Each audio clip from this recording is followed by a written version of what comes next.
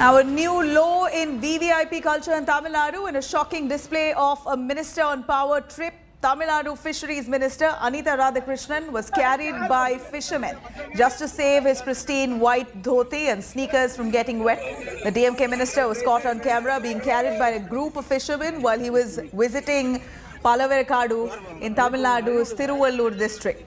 In fact, the minister had just arrived to take a look into reports of sea erosion in the area. He took a boat ride and was carried by one of the fishermen after he appeared hesitant to step into water while getting down. The minister, after he landed there in dry ground, was seen happily walking away, relieved that he managed to skip the wading, watery stretch.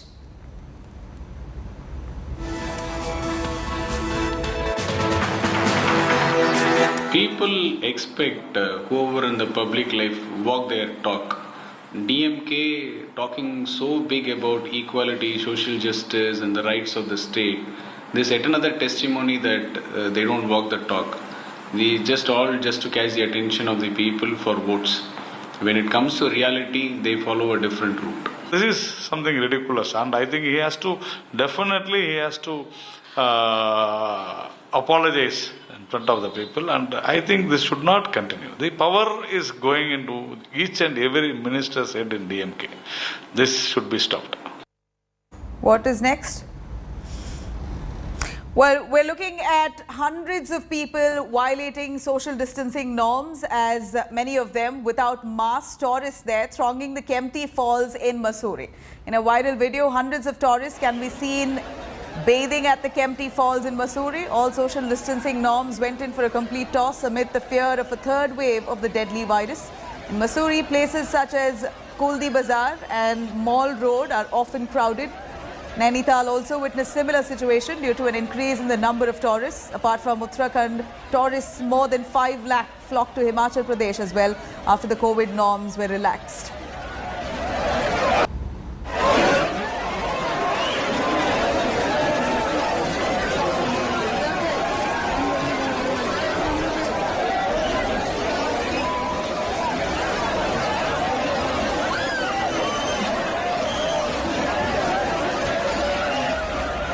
Now, we do know that COVID-19 pandemic is still raging in the country. Several states are still reporting high cases. Let me start with Kerala. Kerala so far is looking at 15,600 cases as of today. We're looking at Tamil Nadu reporting 9,558 cases as of today. Andhra Pradesh reporting 3,367 cases. Karnataka reporting 3,166 cases. We're looking at a serious concern in COVID-19 cases in these 5 states.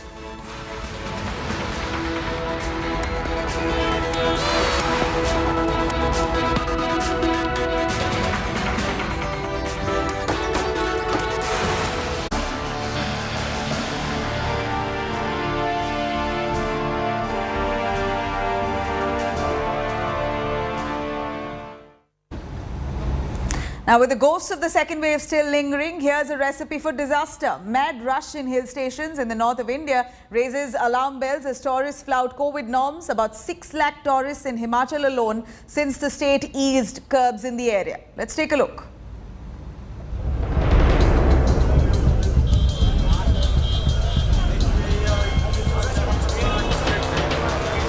It is an invitation to the third wave. Tourists are thronging the hill stations in the north. They have said no to distancing and no to masks. All they seem to want is some reprieve from the heat and the pandemic blues. भीड़ से दूर रहने का समय निकल गया, अब आप घूमने फिरने आओ, नज़ारे लो जिंदगी के। कोरोना का डर तो है, लेकिन घर में हम बहुत बोर हो चुके हैं बैठ के, इसलिए तो थोड़ी आउटिंग करने का मन हुआ, इसलिए निकले हैं। दिल्ली हुई या आसपास कहीं पे भी लोग ना फ्रस्ट्रेट हो चुके हैं, उनको निकलना है बाहर। और हम खुद इतने फ्रस्ट्रेट हो गए थे दिल्ली में रह के कोरोना की वजह से, लॉकडाउन की वजह से, तो एक ब्रेक चाहिए था। Hotels are fully booked. Tourists are forced to sleep in their cars at parking lots. The mad rush to the hills has caught the government's attention. Clearly दिख रहा है कि एक स्थाई पर, जिसे एक टर्म भी बोली गई है, रिवेंज ट्रैवल, कि लोग जो घर में बैठे थे, जो रेस्ट्रिक्शन का समय था, अगर रेस्ट्रिक्शंस खोल दी गई तो वायरस खत्म हो गया है। यह ऐसा एक माहौल क्रिएट करेगा जिसमें अब तक जो gain in terms of management of Covid जो हमने लिए हैं वह फिर से नलीफाई हो सकते हैं, वह फिर से हम उसको भूल के फिर हमें एक और चैलेंज का सामना करना पड़ सकता है। Raising alarm bells over the frightening situation in the hills, the Union Health Ministry has taken up the matter with Himachal Pradesh government. Sources tells India Today. Thousands of tourists are staying in Manali, and on weekends the tourists from the neighboring Punjab, Haryana and other states join, and they struggle to find out accommodation in the hotels. Parkings are full and hour-long traffic jams are being witnessed. So this is the situation here at Manali. The rush, however, has brought some cheer to the tourism industry. But even hotel owners acknowledge the risk of flouting norms. See, we as hoteliers, we are always requesting people to wear masks. In fact, we don't allow anyone without mask to enter our hotels. And tourists who are not carrying masks, we give them masks when they go out of the hotel. And we always request them whenever they go out, when they are on the mall or anywhere else, to wear the mask at all times. Despite that, we see, yes, some tourists we see, they are not wearing masks. And I think they should be dealt with strictly. As daily cases dip, the urge to beat the pandemic fatigue is real. But with a bulk of India's population largely unvaccinated, the risk runs high. And to all the COVIDiots, the pandemic is far from over.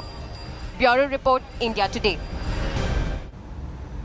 Now, the show of strength amid the raging pandemic, newly appointed Telangana Congress chief and MP Revanth Reddy took out a massive rally which led to traffic jams in different parts of Hyderabad on Wednesday. Reddy supporters were seen in cars and on bikes violating all COVID norms. Hyderabad police has now registered a case under Pandemic Act against Revanth Reddy for taking out a rally without police permission. He also slapped multiple charges against him and other Congress leaders and workers who took part in this rally.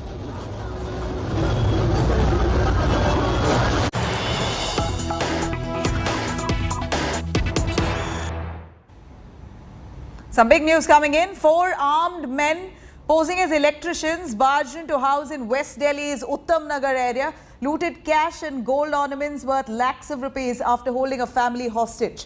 The Delhi police is currently analysing CCTV footage to identify these thieves.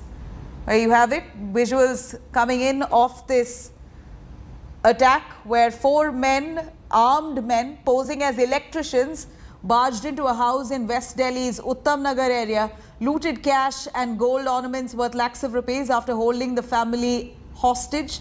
The Delhi police is currently analysing this CCTV footage to identify who the thieves are. Really shocking news coming in from Delhi's Uttam Nagar, where 4 men pretending to be electricians knocked on a door. Right when they opened up, they darted in, armed, held the family hostage and looted lakhs of rupees worth gold and cash. Let me cut across to Arvind Ojha bringing us this report.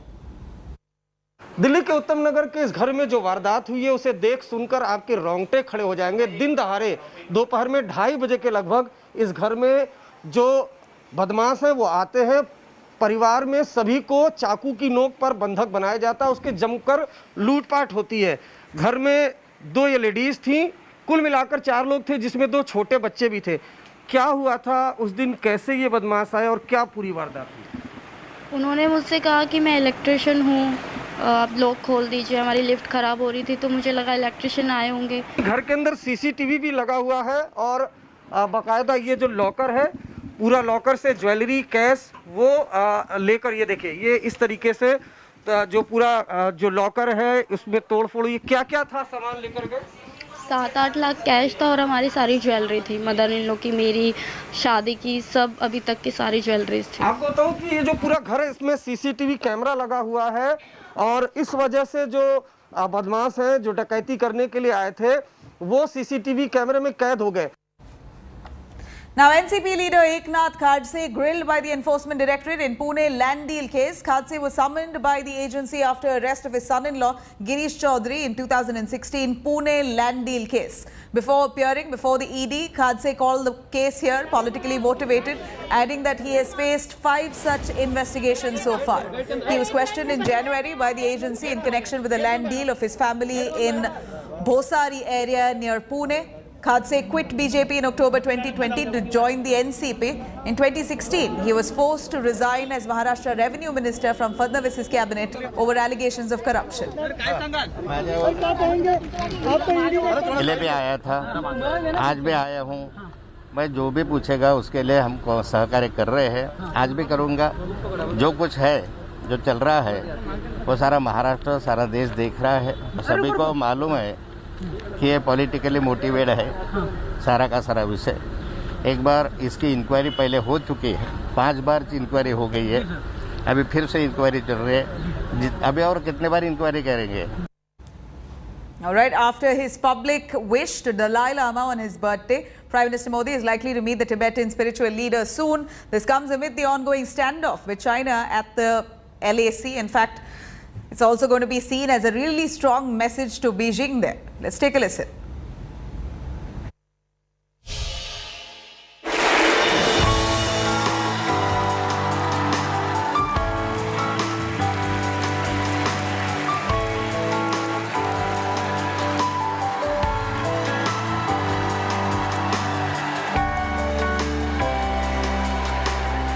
He's the face of Tibetan resistance against China. Revered by millions of Buddhists across the world, His Holiness the Dalai Lama, the spiritual leader of Tibet, currently in exile. On July 6th, he turned 86. Prime Minister Narendra Modi wished Dalai Lama on his birthday, a first such public wish by the Prime Minister since 2015. In a tweet, the Prime Minister said he had spoken to Dalai Lama on phone to convey greetings on his 86th birthday. The spiritual leader of Tibet has thanked the Prime Minister for his wishes. Yesterday, my birthday. So, many my friends express happy birthday, including Indian Prime Minister and many ministers and also chief ministers. The Prime Minister's public wish to Dalai Lama comes at a time when India and China are locked in an intense border conflict for more than a year now. By wishing Dalai Lama, regarded as an adversary by the Dragon for leading Tibetan resistance against Chinese occupation, the Prime Minister has sent a stern message to China. I see the public acknowledgement by the Prime Minister as significant in terms of signaling to Beijing. The Indian government appears to be telling the Chinese leadership that it is much more willing to touch upon matters that Beijing might consider extremely sensitive, particularly if China is unwilling to take India's sensitivities into account, specifically, say, on the border. In a move that will needle China further, the Dalai Lama is set to meet Prime Minister Modi after the COVID situation improves further. Prime Minister Modi ji had met with His Holiness before also, so there might be occasions for them to meet again in the near future. As I mentioned before, when the pandemic ebbs, His Holiness has planned to go down to Delhi and also meet with the Prime Ministers. The Modi government also snubbed China by not wishing it on the recent anniversary of the Communist Party.